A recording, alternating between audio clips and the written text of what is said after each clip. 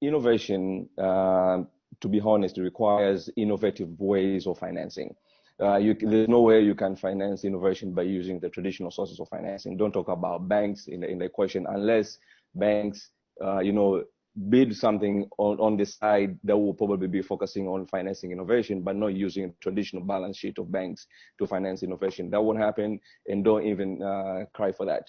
So what we need to do is to grow and nurture alternative sources of financing, which of course will respond to what are the needs of innovation. Because innovation, as we see it, is split. We see innovation driven by entrepreneurs through startups. We see innovation driven by corporates through R&D and other institutions as well. We see innovation driven by academia, whether it's universities and other research institutions. But we also see innovation driven by NGOs. Which, if you ask me, I would say, okay, this has been a sweet spot for majority of development partners, providing grants to NGOs probably to do some innovation in the socio-economic space, which would probably need to change, and the thinking should not be about NGOs, and the thinking should go straight to social enterprises, type of organizations that can scale, because scaling an NGO is a myth. You can only scale a social enterprise. So what can we do in the market? Of course, the report says clearly, we need to develop all these different forms of financing, from venture capital, private equity, if it's crowdfunding, to all these other spectrum of financing which we usually don't see in the market. So Tanzania in particular, we are at the very nascent stage in terms of developing all these different forms of financing.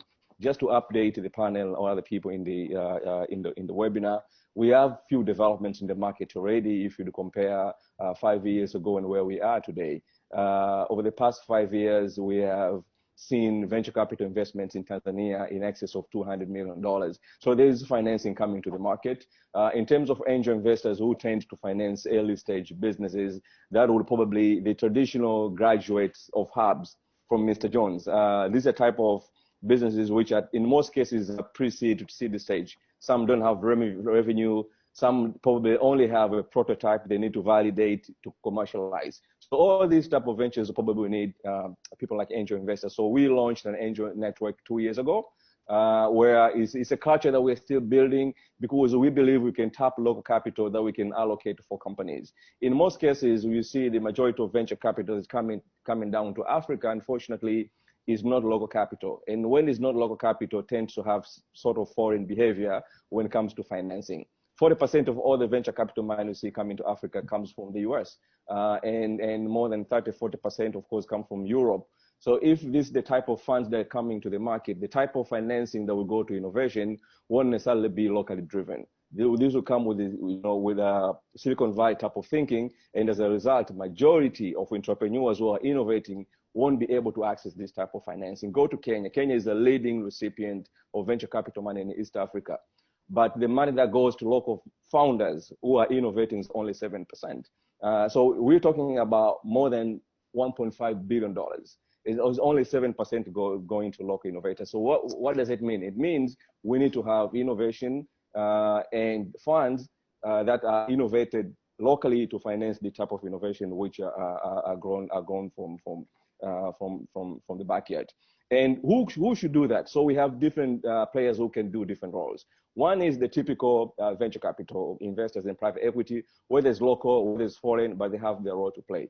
But these are type of investment which would tend to go at a growth stage of a company. The company which has revenue, it has growth scale. Secondly, of course, is angel investors. If you ask me, I'll tell you we need local source of financing. So people like Dr. Flora, who is a diaspora, sending money back home. How can we tap 10% of our remittances every year to finance startups? Because to be honest with you, we receive 1 trillion shillings every year as remittances. But most of this money is spent on non-productive activities. Of course, some are very critical, healthcare, education, housing. But how can we tap at least part of that money and allocate it for startup financing and financing innovation in this country? So there's a key role that we can use. Tanzanians in Tanzania who are living in the country, living outside the country, foreigners living in Tanzania who would probably want to use part of their annual earnings and finance this type of. Thank you so much, Salum. Just two things. One is the government. I'll just talk about the government, because the government has a critical role to play in this space. We see governments always coming up with funds. And of course, the government currently has more than 42 funds. How can we, rip apart only 10 funds and put one huge fund that can be dedicated for financing innovation, and leave the rest of the funds probably to do whatever that they're doing? And currently, of course, the other thing that we are struggling with is how can we use the money from development partners to unlock and to de-risk these startups to attract private money. So currently, I'm involved with my other colleague, working with the UNDP, and of course with my colleagues from HDIF, COSTECH, and DFID, to develop an innovation fund that will be used as a catalytic fund to finance early stage startups, to unlock them to attract private money, say 3-4 years down the road. So these are some of the things that we can use in some of the structures. Of course, universities have a huge role to play. If you go to other markets, universities have endowment funds. They can take 10% of the endowment funds and finance all these innovations that we see in the market.